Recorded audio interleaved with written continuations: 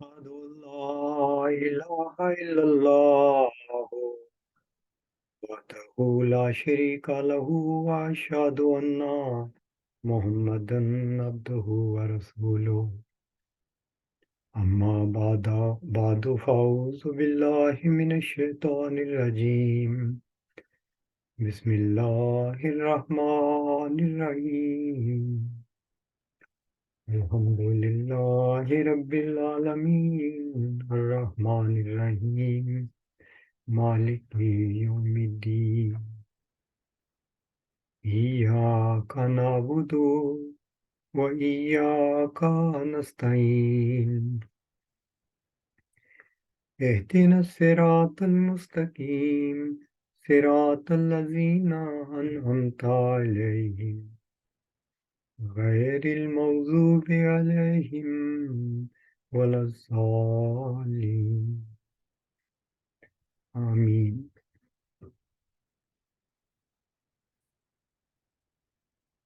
تقابلی جائزہ 20 فروری 1886 کی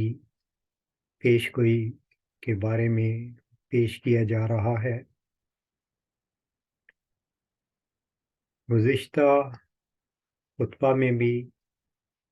یہ چیز پیش کی گئی تھی کہ فتح اور ظفر کی کلید جو آنے والے وجود کو دی جانے والی تھی، اس کے بارے میں اسی پیش گوئی میں اللہ تعالیٰ نے واضح کر دیا تھا کہ وہ کن صفات کا مظہر ہوگا۔ مظہر الاول والآخر، مظہر الحق والعلا، کأن اللہ نزل من السماء۔ یہ انتہائی اہم بات اور علامت ہے، گویا خدا آسمان سے نازل ہوا۔ اللہ تعالیٰ کی ہستی کی ماہیت کے بارے میں یہ کہا گیا ہے کہ وہ ظاہر ہو جائے گی، اس کے بارے میں علمی بات ہوگی، اور اسی کے بارے میں اس عربی عبارت میں یہ ذکر کر دیا گیا، مظہر الاول والآخر، مظہر الحق والعلا۔ یہ چیزیں جب علمی رنگ میں بیان کی جائیں گی تو اس سے نتیجہ یہ نکلے گا کہ انسانی شعور کو خدا تعالیٰ کی ہستی کی ایک دلیل مل جائے گی۔ میں بہت سادہ مثال آپ کے سامنے رکھتا ہوں جس سے اس بات پر مزید روشنی پڑے گی۔ میں اس وقت جس کمرے میں کھڑا ہو کر یہ بیان دے رہا ہوں، اس میں بظاہر مادی چیزیں بھی نظر آ رہی ہیں، دیواریں ہیں، چھت ہے، فرش ہے، روشنی ہے، جن کو ہم دیکھ سکتے ہیں، محسوس کر سکتے ہیں۔ مگر اسی کمرے میں بہت سی ایسی چیزیں ہیں جن کو ہم دیکھ نہیں سکتے، ہم ان کو سن بھی نہیں سکتے، ہم ان کو چھو بھی نہیں سکتے، محسوس بھی نہیں کر سکتے۔ وہ ہمارے ظاہری حواس سے بالاتر ہیں، مگر وہ موجود ہیں، ہماری ظاہری آنکھ ان کو نہیں دیکھتی۔ مثلاً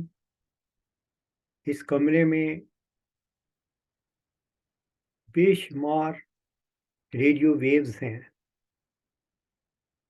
ہم ایک خاص انسٹرومنٹ سے ان چیزوں کو دیکھ سکتے ہیں۔ یا اس کا ثبوت مہیا کر سکتے ہیں۔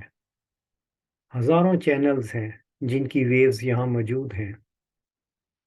ٹی وی کے چینلز ہیں، اور یہ جو انٹرنیٹ پہ کنیکشن ہمارا ہوتا ہے اور ہمارے ڈیوائسز بلوٹوتھ کے ذریعے کنیکٹڈ ہیں، یہ ساری ریڈیشن ہم دیکھ نہیں سکتے، لیکن یہ ہمارے ارد گرد موجود ہیں۔ اور اسی طرح مادے کا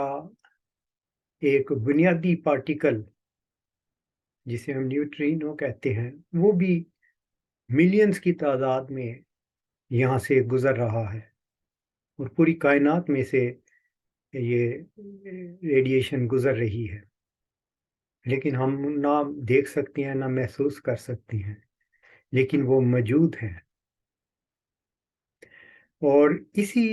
رنگ میں میں نے یہ عرض کی تھی گزشتہ خطبہ میں کہ خدا تعالی ہمارے پاس ہے، ہمارے ساتھ ہے، جیسا کہ سورۃ الحدید کا حوالہ دیا گیا تھا، وَهُوَ مَعَكُمْ أَيْنَمَا كُنْتُمْ، وہ تمہارے پاس ہوتا ہے تم جہاں کہیں بھی ہوتے ہو۔ اور اس آیت کا اگلا حصہ ہے وَاللَّهُ بِمَا تَعْمَلُونَ بَصِيرٌ، کہ وہ تمہارے اعمال کو دیکھتا ہے۔ اس پہ میں بعد میں بات کروں گا۔ پہلا حصہ ہے کہ وہ تمہارے پاس ہوتا ہے تم جہاں کہیں بھی ہوتے ہو۔ یہ وہ چیز ہے جو جب ہم اللہ کی ہستی اول و آخر پر غور کرتے ہیں، اور جیسا کہ اس دور میں وہ موعود وجود جس نے مظہر الاول والآخر ہونا تھا، انہوں نے اپنی تصنیف میں اس چیز کو کھولا ہے اور بیان کیا ہے کہ اللہ کیسے اول و آخر ہے، کس طرح وہ بیک وقت یہ دونوں صفات رکھتا ہے، جبکہ مخلوق میں یہ چیز نہیں ہوتی۔ اور اس کے ان چاروں صفات کا مظہر ہونے کی وجہ سے وہ محیط کل ہے، ہر چیز کا اس نے احاطہ کیا ہوا ہے، وہ ہر جگہ موجود ہے۔ تو یہ وہ چیزیں ہیں جن کی وجہ سے کأن اللہ نزل من السماء کی دلیل ہمیں ملتی ہے۔ اب یہ چیز ہمیں تقابلی جائزہ لیتے ہوئے کہیں بھی اس کے پہلے دعوے دار مرزا بشیر الدین محمود صاحب کے ہاں نہیں ملتی، تو وہ کس طرح اس چیز کا مصداق ہو سکتے ہیں؟ ان کے اندر علمی دوسری صلاحیتیں ہوں گی، لیکن ہمیں تو ان الہامی خبروں کی روشنی میں دیکھنا ہے کہ کون اس کا مصداق ہے۔ وہ ایسی چیز ہم ان کے ہاں پاتے نہیں۔ مثلا مرزا صاحب کو جب ہم یہ دیکھتے ہیں کہ وہ کس طرح قاصر صلیب ہیں، کیونکہ اللہ تعالیٰ نے حضرت محمد صلی اللہ علیہ وآلہ وسلم کو یہ خبر دی تھی کہ آنے والا قاصر صلیب ہوگا، تو ہمیں مرزا صاحب کی تحریرات میں، بیانات میں وہ ثبوت مل جاتے ہیں کہ آپ ہی وہ وجود ہیں جنہوں نے تثلیث کے عقیدہ کو رد کیا، دلائل کی روح سے، تو آپ کا قاصر صلیب ہونا ثابت ہو جاتا ہے۔ اسی طرح جب ہم مظہر الاول والآخر اس پیش گوئی اس چیز کو دیکھتے ہیں تو اس کو مرزا بشیر الدین محمود صاحب پر اپلائی کر کے دیکھتے ہیں تو ان کے ہاں کچھ بھی ہمیں نہیں ملتا، بلکہ میں یہ سمجھتا ہوں کہ ان کو اس چیز کا پتہ ہی نہیں تھا، انہوں نے کبھی اس کا اظہار نہیں کیا، کوئی بیان نہیں دیا اس عربی عبارت کی حقیقت کے اوپر۔ اور جہاں تک دوسرے دعوے دار یعنی ہمارے اس دور میں حضرت عبدالغفار جمبا صاحب کا ہے، تو انہوں نے تو پورا ایک مسودہ ورچو از گاڈ کے نام سے لکھ کر جماعت کے سربراہ مرزا طاہر احمد صاحب کے سامنے پیش کر دیا تھا، اور جس میں اس چیز کی حقیقت بیان کی گئی تھی یا اس کو کھولا گیا تھا۔ تو تقابلی جائزہ ثابت کرتا ہے کہ مرزا بشیر الدین محمود صاحب ایک سیاسی دعویٰ رکھتے تھے، اللہ کی طرف سے ان کو اس کا مصداق ہرگز نہیں بنایا گیا تھا۔ اب جب ہم یہ دیکھتے ہیں کہ اللہ تعالیٰ ہر جگہ موجود ہے، ہمارے ساتھ ہے، تو جوں جوں ہم اس کے بارے میں غور کرتے جاتے ہیں اور یہ جاننے کی کوشش کرتے ہیں کہ وہ جو ہمارے ساتھ ہے اس کو ہم کیسے محسوس کر سکتے ہیں، کیسے ہمیں اس کی ہستی کی قطعی اور دل کو تسلی دینے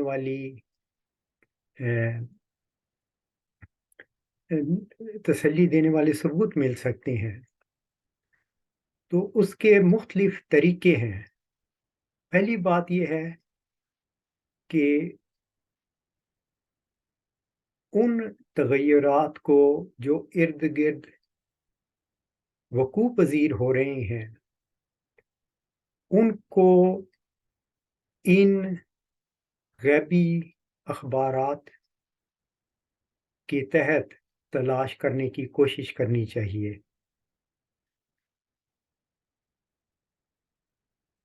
دوسری چیز یہ ہے کہ خود ہم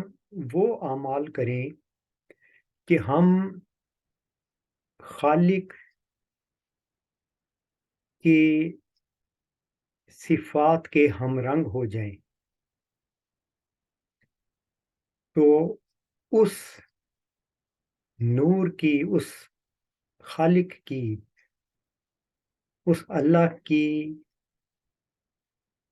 ہستی کی دلیل ہمیں ملتی جاتی ہے، ہمارے اعمال اس کے ہمرنگ ہو جاتے ہیں، اس کے تخلیق کے مقصد کے مطابق ہو جاتے ہیں۔ میں اس معاملے میں ایک قرآنی آیت آپ کے سامنے رکھتا ہوں جس سے بڑی حد تک اس مضمون کو کھولا گیا ہے۔ یہ سورۃ نور کی آیت ہے، وہ اس طرح ہے: اللہ نور السماوات والارض مثل نورہ کمشکاۃ فیہا مصباح المصباح فی زجاجۃ الزجاجۃ کأنہا کوکب دری یوقد من شجرۃ مبارکۃ زیتونۃ لا شرقیۃ ولا غربیۃ یکاد زیتها یضیء ولو لم تمسسہ نار نور علی نور یہدی اللہ لنورہ من یشاء ویضرب اللہ الامثال للناس واللہ بکل شیء علیم فی بیوت اذن اللہ ان ترفع ویذکر فیہا اسمہ یسبح لہ فیہا بالغدو والآصال رجال لا تلہیہم تجارت ولا بیع عن ذکر اللہ وإقام الصلاۃ وإیتاء الزکاۃ یخافون یوما تتقلب فیہ القلوب والابصار۔ یہ آیت اللہ تعالیٰ کی ہستی کو پہلے پیش کرتی ہے کہ وہ زمین و آسمان کا نور ہے، اور اس کے بعد یہ کہا جا رہا ہے کہ یہ نور ان گھروں میں ہے جن کے اونچا کیے جانے کا خدا نے حکم دیا ہے، کیونکہ ان میں خدا کا نام لیا جاتا ہے اور اس کی تسبیح صبح و شام کی جاتی ہے، جو اللہ کے ذکر سے اور نماز قائم کرنے سے اور زکوٰۃ دینے سے نہ تو تجارت نہ ہی کوئی سودا بیچنا انہیں غافل کرتا ہے، اور وہ اس دن سے ڈرتے ہیں جس دن دل الٹ جائیں گے اور آنکھیں پلٹ جائیں گی، اور نتیجہ یہ ہوگا کہ اللہ ان کے اعمال کو بہتر سے بہتر جزا دے گا۔ یہاں پر بھی ہم دیکھتے ہیں کہ یہ بتایا گیا ہے کہ وہ نور جو اللہ تعالیٰ کی ہستی ہے، جو کائنات میں جلوہ گر ہے، اس کو پانے کے لیے انسان کو اپنے اعمال کو بدلنا چاہیے، وہ اعمال کرنے چاہیے جو جن کا خالق نے کرنے کا حکم دیا ہے۔ یہی بات ہم سورت حدید میں بھی یہ دیکھ چکے تھے کہ وہاں بیان کیا گیا ہے کہ وَهُوَ مَعَكُمْ أَيْنَمَا كُنْتُمْ وَاللَّهُ بِمَا تَعْمَلُونَ بَصِيرٌ۔ جو کچھ ہم سب کرتے ہیں، ہمارے جو بھی اعمال ہیں، اللہ ان پہ گہری نظر رکھتا ہے، یعنی ہمیں کیا اعمال کرنے چاہیے، اور یہ ڈیپینڈ کرتا ہے کہ وہ ہم کتنے خدا کے قریب ہیں۔ جتنا ہم اس اللہ کے قریب ہوں گے، ہمارے اعمال اللہ کی صفات کے ہم رنگ ہوتے جائیں گے، اور یہی وہ چیز ہے جس کو جب ہم کسی چیز کے بارے میں اول و آخر و ظاہر و باطن کہتے ہیں، تو مخلوق میں اس کو دوسرے لفظوں میں ہماری ماہیت اور ہمارے اعمال کہتے ہیں۔ ہمارے سپیس ٹائم خدا کے سپیس ٹائم کے ہم رنگ ہونے چاہیے، تو کأن اللہ نزل من السماء انشاءاللہ ضرور ہوتا ہے، وہ اپنی ہستی کو ڈھونڈنے والوں کے سامنے عیاں کرتا ہے، اپنی ہستی کا انہیں یقین دلاتا ہے۔ ایک اگرچہ وہ ظاہری طور پر ایک نغمہ ہے، مجاز کے رنگ میں ہے، لیکن اس کو اگر حقیقت کے رنگ میں دیکھیں تو انسان کو اس طرح کا ہونا چاہیے۔ اللہ حسن ہے، اور اس لیے ہمیں حسین چیز پسند آتی ہے۔ اللہ نور ہے، تو وہ نغمہ ان الفاظ میں ہے، اے میرے یار، اے حسن والے، دل کیا میں نے تیرے حوالے، تیری مرضی پہ ہم مر مٹے ہیں، جینے دے یا مجھے مار ڈالے، تیرے ہاتھوں میں اب میری جان ہے۔ یہ مقام اگر انسان پالے تو کأن اللہ نزل من السماء، انشاءاللہ تعالیٰ اس کے دل پر ہوگا، وہ اللہ تعالیٰ کے نور کو دیکھ لے گا جب وہ اپنی مرضی، خدا کی مرضی کے موافق کر لے گا۔ حضرت مرزا غلام احمد قادیانی علیہ السلام نے کیا ہی خوبصورت یہ بات لکھی ہے، ہمارا بہشت ہمارا خدا ہے، ہماری اعلیٰ لذات ہمارے خدا میں ہیں۔ یہ وہ خدا ہے جو ہر جگہ موجود ہے۔ وَهُوَ مَعَكُمْ أَيْنَمَا كُنْتُمْ، ہمیں اسی کی تلاش ہے، اور یہی ہماری زندگی کا مقصد ہے کہ ہم اس حقیقت کو پائیں اور اس سے ایک زندہ تعلق قائم کریں۔ وآخر دعوانا ان الحمد للہ رب العالمین۔